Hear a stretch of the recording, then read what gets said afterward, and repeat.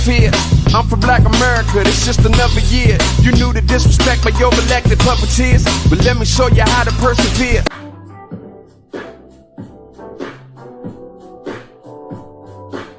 Yo, what's up? It's your boy J. Costa, one half of the Nitty Gritty Show. Katrina's with us right here in spirit.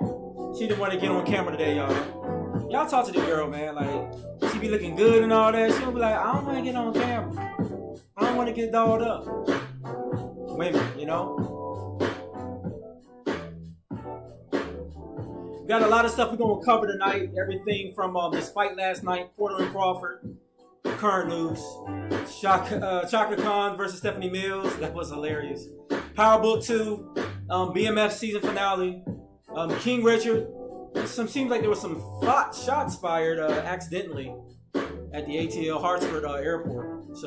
But what we're going to really talk about is this Kyle Rittenhouse trial. I wasn't even going to go there. Actually, we was going to have a guest pastor come on today. Shout out to Pastor Grant. Unfortunately, he had a medical emergency. So obviously we're sending prayers his way. He's good. He's at home. You know, he's safe. But, you know, the doctors just want him off his feet a little bit. So that's all good. So we'll have him back towards the beginning of next year. We'll talk about that DC Shy Pie journey.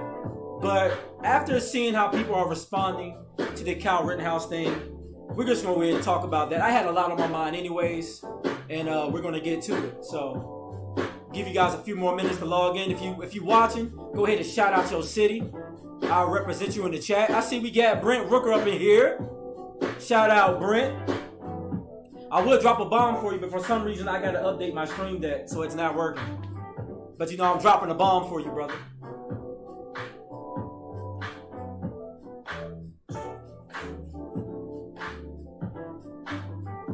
Also, let's shout out some of our business sponsors over the year. We didn't have a specific sponsor for November, and we won't have one for December. We're not going to have any shows in December due to this work volume and getting ready for the next year and some of the new stuff we're going to drop.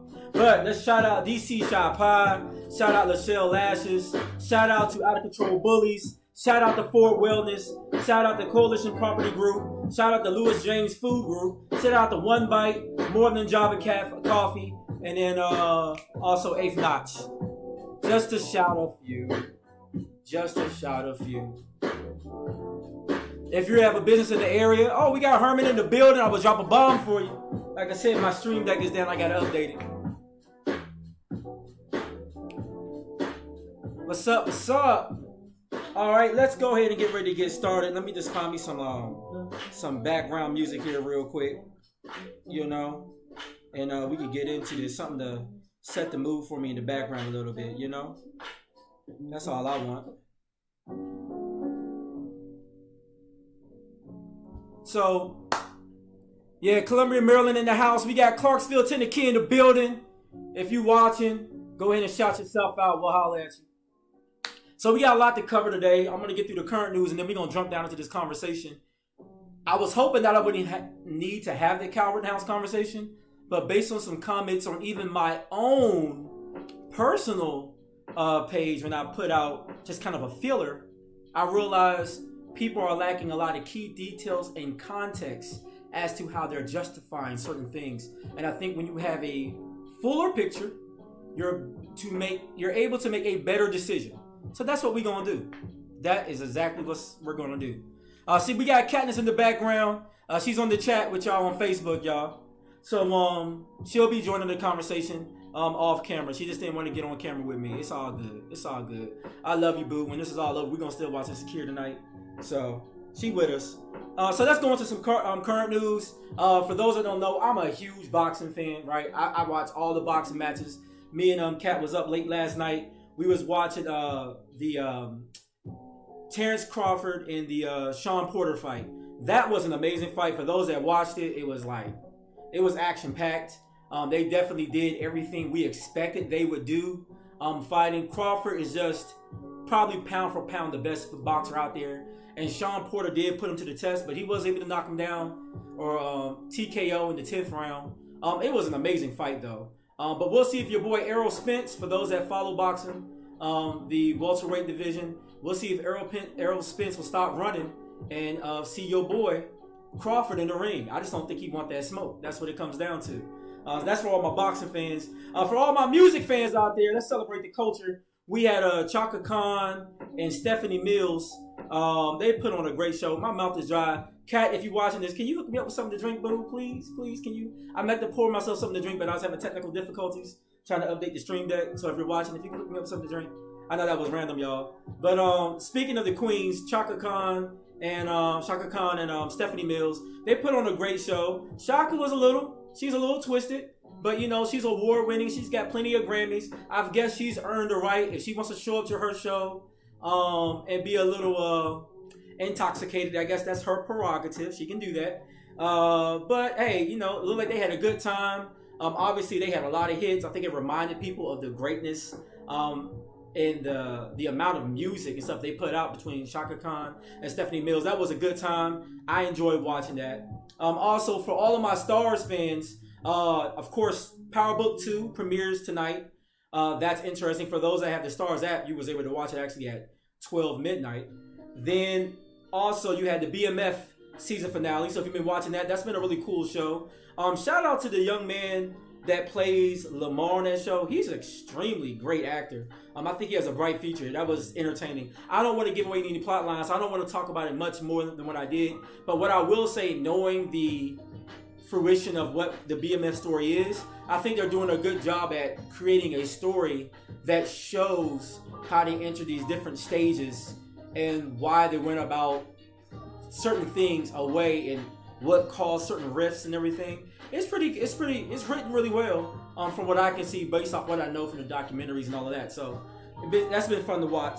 Also in entertainment, King Richard came out on HBO Max. Kat, if you heard me, please, something to drink. King Richard came out on HBO Max. That was actually pretty good. I don't think your brother's going to win any Oscar nominations for that. I don't see that happening personally. I know a lot of people are hyping him to win an Oscar, but I don't think it's going to happen. We'll see. I mean, he's a cool actor. He's entertaining.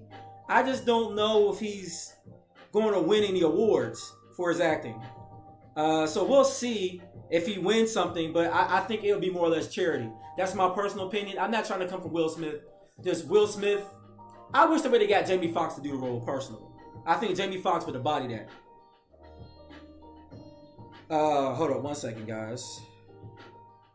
So, yeah, I just think, it'd have been nice if it could have been a little better. Now, something was interesting. All right, we got Laura on the building. That's what's up. Something that was interesting was I saw some people hating on the King Richard movie. Like, I can't believe that the two greatest athletes in the world and the story is based around a man. They're going to try to claim misogyny. I think people don't realize that this story was authorized by Venus and Serena. So your criticism of it and trying to make it something that is not, you're really criticizing the sisters. They decided to tell the story from this particular viewpoint. They feel like their dad should have his flowers while he's still here to smell them and see them. So they wanted to base the story from his point of view. Their story's not done yet. So I'm happy that they didn't make the story about them because Venus and Serena are only 41 and 40. I think they have a lot of story left to tell. So I'm happy that they didn't make it, that way. I think this was a really good use of how they decided to tell this story. Also, and then we're going to get on to the main subject. There were shots fired. Sorry. That was not the right thing. Yo, I see you, Chris. KC in the building. There were shots fired, looks like accidentally, in the Atlanta Hartsfield airport. So there are still more developments coming from that. Seems like 3 were injured as a result of this weapon being discharged, as they're saying, accidentally.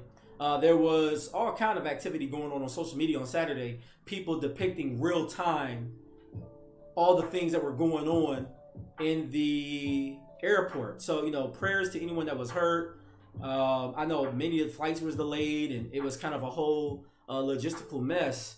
But from what I understand, still no one was killed. So let's thank God for that. But let's talk about shots being fired. Let's talk about weapons in the wrong places at the wrong time.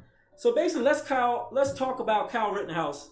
And if anybody saw the title of today's show, you'll see that Cal.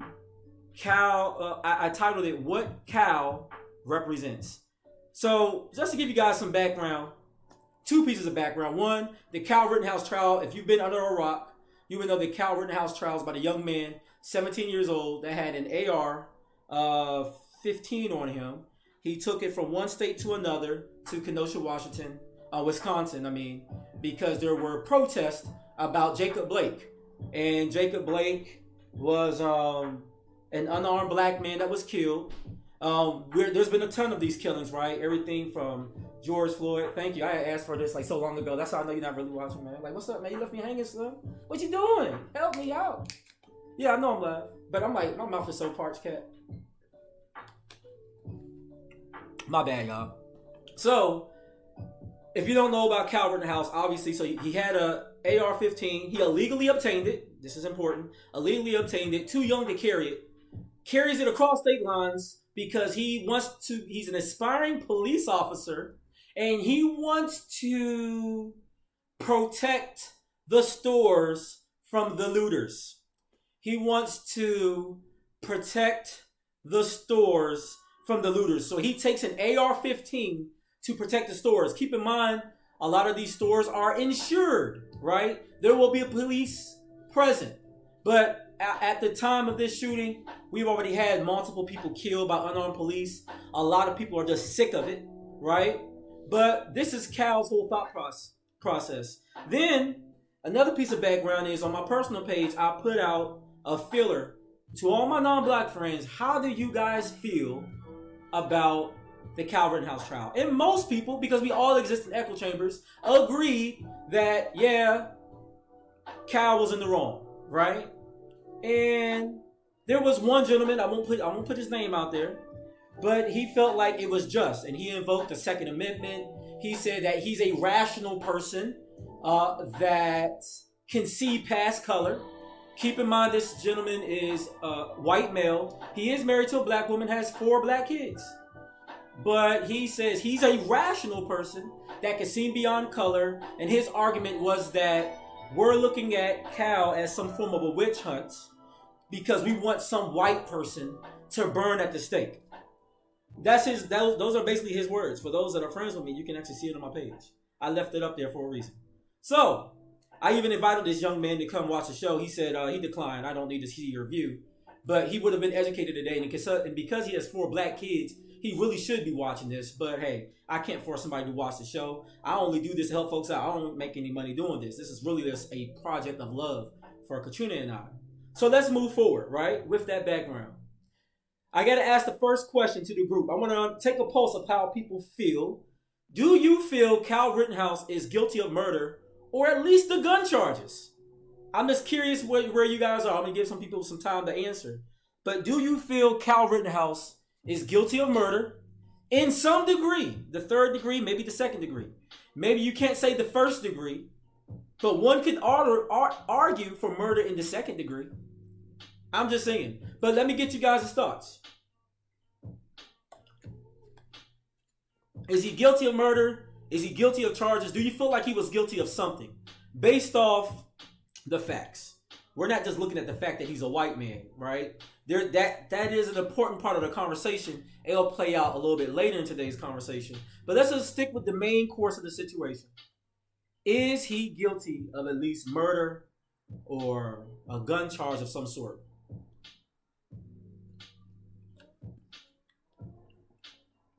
And I'll probably get some answers here shortly. But something we have to talk about when you talk about murder, right? A big part of convicting someone murder is intent, right?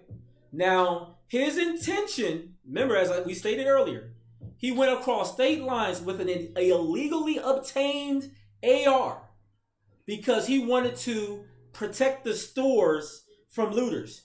Keep in mind, he's an aspiring police officer. Many times on this show, we have talked about police officers and how they will use deadly force. And it's interesting that a police officer, in order for him to use lethal force, he has to have two things present. Both have to be present. Not just one, both. One, the means to do serious bodily harm. So meaning the person, the suspect, has to have a gun or a knife. He has to have an invoking size in proximity to someone to where he could kill him. And he has to express intent. So just having a gun on you, right?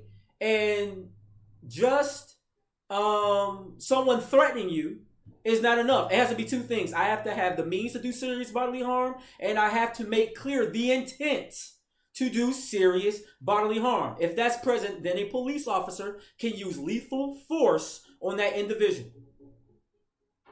Now I bring this up because Kyle Rittenhouse was an aspiring police officer. So he goes with an AR. Now we've seen most of these protests. You guys tell me. Maybe I haven't been watching the right television. Y'all show me a protest where outside of January 6th, but civil rights protest, right? Where the protesters showed up with guns. Y'all show me one of these unarmed black male killings where the protesters showed up with guns, strapped around their chest, strapped to their waist. I haven't seen it. Better yet, let's even talk about at a lot of these protests, the police officers themselves don't even have guns on them. A lot of times they're carrying shotguns with rubber bullets.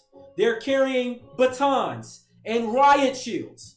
So if trained police officers don't bring ARs to the police protest, for the police to safeguard these protests, then why is it in Kyle Rittenhouse's head he can take an illegally obtained AR, carry it across state lines, and show up with it strapped around his chest? I do have some comments. Let me read some of them. Afrojack says, saw the movie, 9 out of 10. Needed to be longer. Give Serena her story. Yeah, I think that's a separate story. I feel you, Afrojack. Shout out to Mamie. She said she believes Kyle is guilty of something. She's like, that boy guilty of something. Even if I can't pinpoint what it is, he's guilty of something. I feel you. Brent Rooker said, guilty of murder or manslaughter, yes, but not surprised. The egregious oversight in this case, the egregious oversight of the case is that the judge threw out the gun charges. Brothers are doing 5, 10, 15, or even 20 years just for that. And Nate saying, oh, you know why? Oh, yes, we know why. Oh, we know why, but we want to really break it down because there's some people out there that think black folks are just upset again. He didn't even kill black people. He killed white. But that's because we understand how this affects us. And we're going to get into that. So we know that he had an illegally obtained weapon. He carried it across state lines. His intent, why do you bring a gun to a peaceful protest? Even if you think looting may occur, that is still a non-violent crime. People, you cannot shoot somebody for a non-violent crime. Once again, two things has to be present. Intent to do serious bodily harm or fatal harm to someone, and the means to do it. These looters are coming down there with signs. They got their little mask on because we're in a pandemic.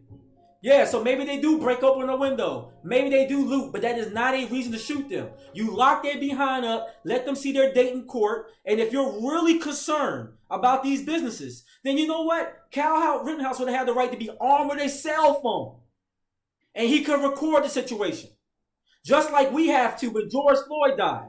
Just like we had to when Freddie Gray died. Just like we had to with all these countless other murders. All we were armed with were cell phones and recording devices so we could show proof of the injustice. But Kyle Rittenhouse, no. There's a certain privilege that exists in him that made him believe, I'm going to take a gun. And I'll be willing to use this gun if I see somebody looting. That's called vigilante justice. And that was the issue with Trayvon Martin. Somebody took it upon himself to be a vigilante. This is a security guard. This is not a police officer. And he goes in to harass a young man. That young man begins to whoop his behind. And he does what all these punks do. Down to the folks in the hood that want to shoot each other. Down to these folks that go to these clubs and get to shooting people. And no different than these crooked cops and these vigilante white men that see a black man and get scared. He had vigilante justice. If you can't even call it justice. He was just a criminal vigilante that went out there and killed somebody based off his prejudice, bias, mindset. And that's basically what it is.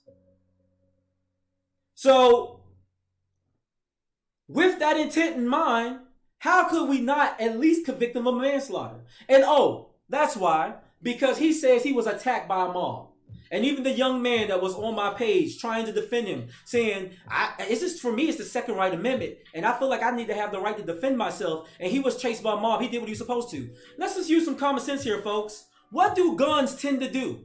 They tend to escalate scenarios. I've seen it many a times in college as a young man. If somebody know you got it on you, first thing they're going to do is get it on them too and shoot you. You know why? Because they fear the fact that you may escalate to having a gun. The reason why Iraq and Iran want nuclear power, because we know that assured destruction sometimes equals respect. We know that Russia got nuclear bombs. We know China got nuclear bombs. We know North Korea got bombs. America got bombs. England got bombs. So we know that if something ever go pop off, automatically we know things heighten the nuclear war. That's what keeps some things in check. Because we know if you got it on you, I might activate it. I might hit that button. And the same thing happens with people. But these are not trained politicians with advisors and security councils. These are everyday people that have various flight or fight resistance measures. So then what happens is you see somebody in the crowd. We already seen a black man die for no reason. That's why we out here protesting. And we see a young man with a whole AR strapped across his waist. Keep in mind, we done seen plenty of people that made that description that has shot up Sandy Hook, that shot up all kind of schools across the nation. Was a whole protest here, March 24th, back in 2018, right? About this gun violence. So people are hypersensitive. When they see a young white man carrying a gun, you might think colorblind. Your senses, fight or flight, some people probably ran the other way. Some folks said, I won't be a victim. I'll take my skateboard because I didn't come here with the intent to kill nobody. I just wanted the means to get here. So I'll take my skateboard and swing it at you. They claim that a pistol was pointed at them, but yet there's no evidence proving that. Yeah, some fists probably were thrown at you because some folks were scared. I'm protesting because a black man is dead, ally or not, black or white, whatever the situation, and then you got a gun on your waist. Or actually strapped across your chest. You can't even put it on your waist. You got a whole AR. Of course, somebody was thinking, I'm going to get you before you get me. I'm going to use my fist. So then everyone wants to say, he did it in self-defense. Why did you bring the gun there? It only escalated the situation. And so often, young black men or young men, period, end up dead because situations escalate too fast because someone has a gun and in a place they don't need one. Why did the young man have the gun? This is a very important part of the conversation. I know I got some comments. Herman said, guilty of at least gun charges. Apparently his lawyers were able to convince the jury that he acted in so-called self-defense. Exactly. Herman said, he said, we must now have black men show up at protests with semi-automatic and automatic weapons. But we know if that happens. That's been the constant debate around January 6th. If this was a group of black people, a group of Muslim people, a group of Indian people, Asian people, Latino people, we would have seen bodies on the steps of the Capitol. And that's why, and Herman, you're absolutely correct, that's why nobody is surprised at the outcome of this verdict. As egregious as it is, no one's surprised because we saw it coming. Because we know what kind of America we live in. So then, I got to attack another thing. Is this a racial conversation? There are some out there that believe, and I'm curious to know you guys' thoughts, is this a race conversation? Because there's some folks out there saying, well, nobody black was killed. I don't understand where race comes into this. It was a white guy and white victims. I don't see the point of race. Why are black people keep on bringing up race? Why do you guys want a white boy to burn and fry? Why are you people so spiteful and hateful? That's what I've been told. I've been told that I'm spiteful and hateful because he wasn't charged appropriately. Mind you, I'm not calling for Kyle Rittenhouse to get killed.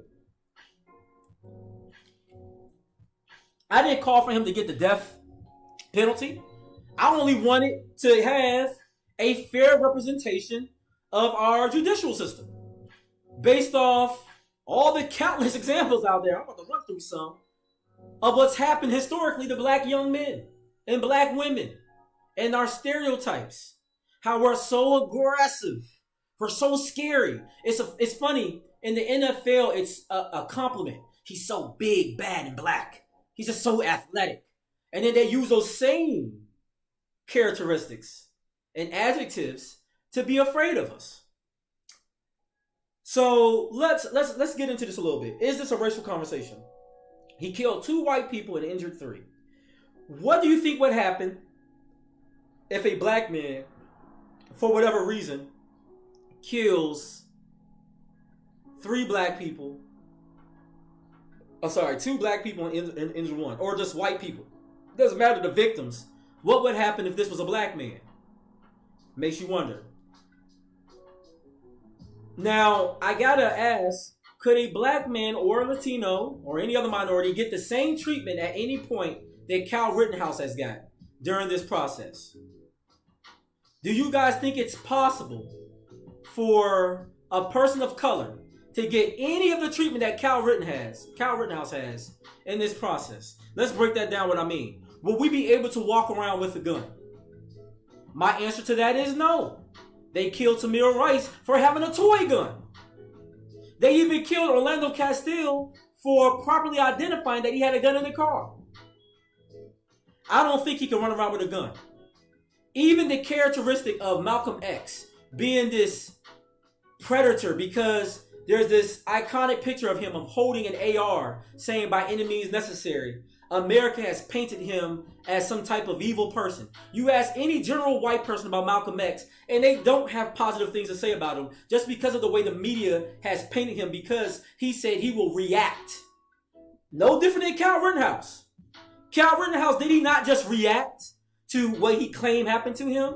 But if a black man reacts, somehow he doesn't get the same contingencies as this young man, Kyle Rittenhouse. Mamie saying no. Herman saying black and brown people just want justice at all levels. Of course it's about race. Of course it is. But for some of these people, I got to break it down to these simple terms so you can get the whole picture. Because you're blinded by your own paradigm. And you can't open yourself up to see, or let me digress. You're more rational than me. Because I'm somehow, my feeble mind can't see past race. Let's talk about it some more. Would a black man not be perceived as a threat for just protecting himself? Because that's what they're saying about this young man, Cal. So can a black man not be perceived as a threat? Well, let's talk about it. No. Trayvon Martin, all he had on was a hoodie, Skittles, Arizona iced tea. Walking home. He wasn't sitting around loitering. He wasn't chilling. He's walking. He's actively moving. Getting out the way. But he was a threat to George Zimmerman. George Floyd, a threat. Mike Brown, yeah, he did shake up a clerk with his bare hands, no gun. When they shot him, he had his hands up in the air. They still killed him, said he was a threat. They saw Kyle Rittenhouse, they waved him right through. Come on through, Slim. Oh yeah, you good, no threat here. Just a white boy carrying an AR, as if we ain't seen countless white boys shoot up whole schools. Does he not fit the description of someone that could commit mass murder? Does he not have the means? But no, it's cool. Come on through, Cal. Could a black man pick his own jury? I don't remember OJ picking his own jury. I know we ain't supposed to say the name R. Kelly, but we didn't see him pick his own jury. Bill Cosby didn't pick his own jury. All these countless young black men out here getting locked up, they don't pick a jury. Shoot, these jokers is convicted before they even get a jury in front of them. And I know y'all don't like my examples, but I don't care. Because in no case with a black man do they pick their own jury. They don't get to reach inside a little box and just pick out a random name. What? The judge was like, nah, don't even call these people victims. We're not going to call these folks victims. What? We're not going to call the victims victims? Could a black man be shielded from having his victim not be called a victim? Well, let's look through history. I don't think so. Because Mike Vick didn't get that even with some dogs. And then let's not forget the Central Park Five. No one looked at those young men and said, they're just young people. They don't know any better. Young people make dumb choices. They're crying. Those boys cried on the stand. You got your boy Kyle Rittenhouse crying, slobbing, all that crap.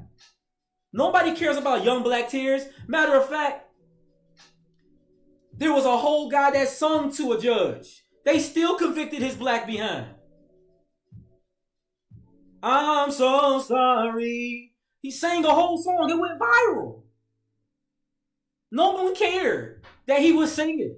It was like, nah, Slim, you did the crime. You sing really well, but you're still going to jail. And there's no excuse for a young man just being dumb and making a mistake, because Khalif Browder spent 3.5 years at Rikers Island for stealing a backpack. Stealing a backpack. A victimless, a non-violent crime. He stole a backpack, got 3.5 years. White people watching this show, you mean to tell me that two of yours can get killed, one injured by another white person, and y'all not outraged? Y'all not burning down whole blocks? You not looting the Neiman Marcus in outrage? Oh, is it because we're not rational? That's what you're saying. We're not rational. Now, correct me if I'm wrong, all those rational people on January 6th attacked a Capitol building with the intent. Once again, we got to talk about intent.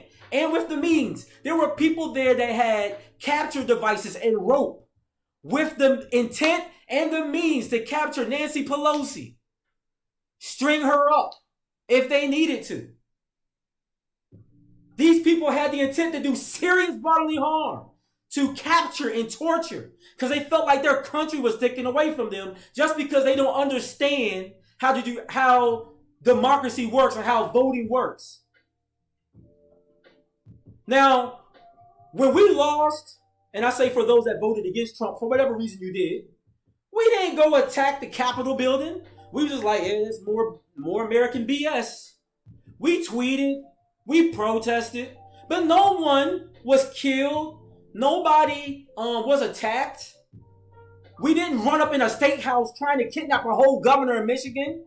We didn't capture whole federal buildings in Washington State because we're trying to make our part heard. Same thing in Texas. We've seen countless times where white men take whole ARs and commit treason. Anytime you step on a federal building with a weapon and you intend to capture it and hold it, that's treason against America, folks. And countless times we're seeing people just walk away. Cool. I got some comments. Kat in the building, she's saying, this is how you know if representation is fair. Anyone can beat a case if your color is right. Beverly Morrison, shout out to Clarksville, Tennessee. She said the families of the victims need to sue Kyle Rittenhouse in civil court. They do. And I got some folks agreeing with me.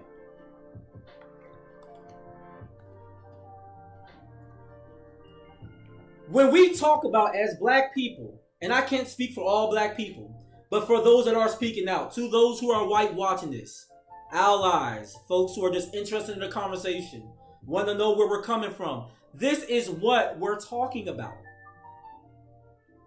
These obvious injustices. And people are sick and tired of it. Because I know that if we start carrying guns to these protests, it's going to be a problem. And let's talk about carrying guns. This will be our last point. This might not be a really long show today, but that's fine. Let's talk about the Second Amendment. Before I get into the Second Amendment, let me tell you the difference between civil liberties and civil rights.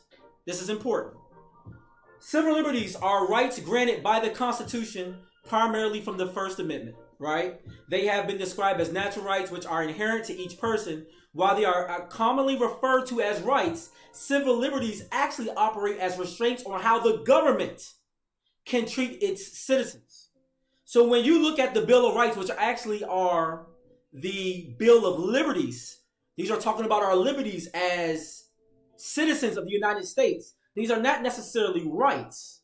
These are our civil liberties. And civil liberties are important because it's not so much about what you have the right to do. It's more about what the government can't stop you from doing or what the government has to be allowed to protect. Keep that in mind, because when we talk about the Second Amendment, we're talking about civil liberties, right? Only the First Amendment deals with civil rights per se. The rest of them deal with civil liberties. That's important, all right? When we're looking at civil rights, that's a human rights to include right to life and liberty, freedom from slavery and torture, freedom from opinion and expression, the right to work and education, and many more. Everyone's entitled to these rights without discrimination, may impede the majority to protect the minority. Meaning, sometimes in order to protect civil rights, you have to make something uncomfortable for the majority to make sure that the minority is not left out. This is important to the conversation. So let's go back. What is the Second Amendment? I'm going to read it for you. A well-regulated militia being necessary to the security of a free state. Let me read that part one more time. A well-regulated militia being necessary to the security of a free state. The right of the people to keep and bear arms shall not be infringed. Now, why is this important? Because this was written in 1789. Well, I don't know, Juan. What's the significance of 1789? I don't know, a war we had just fought, trying to declare our separation from England. That's why it's important. Context and timing is everything. So when you think about the context of this being written, this civil liberty, because it's the Second Amendment. So we're talking about civil liberty. It's so that there is a security for the free state, meaning keeping the government in check to not infringe on you, meaning we're not going to act like England. We're not going to tell the colonies, or we're not going to tell the various states, you can't have guns. You can't have a national guard to protect you from a government that could be corrupted one day. So to keep that government in check, yes, the people can bear arms. We won't take all your guns, right? But keep in mind, if you look at various state codes to regulate that, if you look at the Freedom Papers, the Liberty Papers, written back in the 1700s and 1800s, you have countless founders of government and presidents talking about and rationalizing what this means about guns, right? And in these conversations, you'll see that the whole purpose was to make sure that we have the right to protect ourselves from the government. It's not about us carrying guns to do harm to one another. That's the big difference between the liberty aspect of it and the right aspect of it. So yes, for a liberty standpoint, you can have some guns. But we already know us carrying a couple of guns will do very little to the United States Army. I know, I served in it. They're very well trained. All right? They got whole bombs and planes. You're not going to really do much towards it. But back then, a couple of people banding together having guns meant something. So when we start talking about my Second Amendment right, it's not your Second Amendment right. It's your Second Amendment liberty, right? And to liberate you from a tyrannous government, you can carry a gun. But there are state codes that you still have to follow. So you can't illegally obtain an AR. You can't be underage with an AR. And I can't take it across state lines, which makes me actually guilty in now 2 different states, right? Carrying this weapon. And then even with our police government or police force, there's a governing nature on even how they use guns and lethal force. We say that you have to see intent and the means to do serious bodily harm for them to even pull their guns out. As a member of the military, when I was in Iraq serving, the rules of engagement stated that for me to use my M4 rifle, I had to have recognizable muzzle flash before I can shoot at any designated enemy in a war zone, people, in a whole war zone. So how does Kyle Rittenhouse get off with this? And all you Second Amendment folks, you don't understand the Second Amendment. Because at the end of the day, we have representation at the state level, and at the federal level when it comes to having a well-regulated militia. And that's why Congress has regulations towards gun ownership. It's there for a reason. That reason simply being to protect people from the crazies that might pick up a gun. So we don't have situations like that, what happened at Kenosha. And this is where failing to understand something for what it is creates chaos and misjudgment.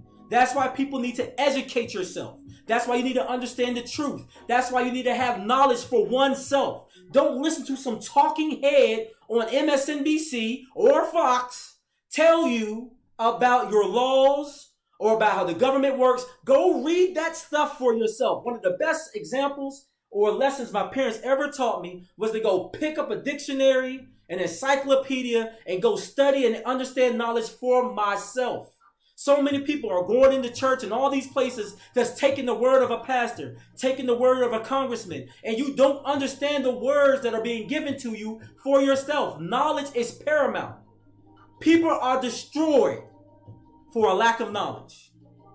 And that's what's going on clearly in America. And that's why we had to have this very important conversation, because there are too many illiterate dummies that don't understand how America works. And you rather be a dummy in the information age where all you got to do is pick up your darn cell phone and look some stuff up via a .gov or a .edu. No, you would rather look at a meme, you would rather tweet, you would rather take the words of some headline and run with it versus understanding something for yourself. And you'll make asinine comments on social media thinking they are truth. And this is the problem. And this is what we need to fix. And yes, on the Nitty Gritty Show, we are very solution oriented. Pick up a book. That's all you got to do. Pick up a book and read it. And read it with understanding of understanding the words laid out in that book. And by having knowledge, we can then come to conclusions that are beneficial to the whole, as civil rights would have it. Keep in mind, as I mentioned before, sometimes they may impede the needs of the majority to protect the minority. So for all those majority folks out there, keep in mind, black people only make up 16%, anywhere between 13 to 16% of the U.S. population. We are a minority. So to all my white majority people out there, the reason we are so upset is because we don't see how our civil rights are being worked in such a way through the judicial system to take care of the minority. Because we see the majority, what Kyle Rittenhouse represents. Here's the answer, folks. He represents injustice. He represents white privilege. And that's not to say all white people are inherently evil. But it is to say that the system is broken. As we talked about with CRT, critical race theory, it's attacking the system. It's saying that a system can be racist with no racist people. And unless we start educating ourselves on this system and how we can fix this system within the confines of our republic or our democracy, we will not have change. We will not evolve as a people. As a result, we will continue not to hire the right person for the job because of the color of his skin or the type of his haircut texture or because of the faith that he decides to follow. We are limiting our own growth and forward momentum when we allow a racist system to stay in place. And what we saw on display was a racist system. And that is, in a nutshell, what Cal represents. That's basically the whole conversation. I'm done with it. Let's go to some shout outs. And I'll be one of those good preachers when I'm done. You know, I'll leave it right there. I'll keep on moving. Let me pass the offering plate around. You guys see it over here in the corner. Donate to the Nitty Gritty Show. Money sign the Nitty Gritty Show. Hit us up on Cashapp. Drop $1. You know what I'm saying? Y'all already know you go to www.squadlocker.com. You can buy some merch. We will really appreciate it. It helps us out a lot. And we'll go from there. I'm going to play this love song instrumental in the background. to all my black people out there. This is a song by Music Soul Child, and he talks about going half crazy for a woman that they were just friends and their relationship became something more. But this is for all my black folks out there, all my minority friends, even all my allies, white folks that get it, and you're just frustrated with America because everybody seems not to get it. Y'all have gone half crazy. And this is for you guys. So I'm going to play this in the background as I go through the current notes. So anyways, let me shout out, once again, let me shout out some of the businesses that have supported us over the years. Let me shout out the DC Shop Pie. Shout out to Lachelle Lashes. Shout out to Out of Control Bullies. Shout out to Ford Wellness. Shout out to Coalition Property Group. Shout out to Louis James Food Group. Shout out to One Bite. Shout out to More Than Java Cafe. And shout out to the Eighth Notch. All right.